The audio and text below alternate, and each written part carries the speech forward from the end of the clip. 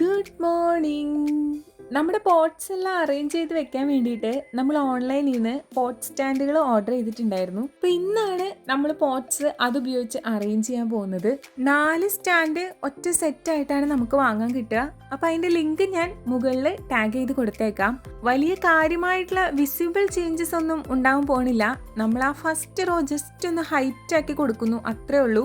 എല്ലാം ചെയ്ത് കഴിഞ്ഞിട്ട് അമ്മോട് എങ്ങനെയുണ്ടെന്ന് വെച്ചപ്പോൾ അമ്മ പറഞ്ഞത് ഇത് പണ്ടത്തെ പോലെ തന്നെയാണുള്ളതാണ്.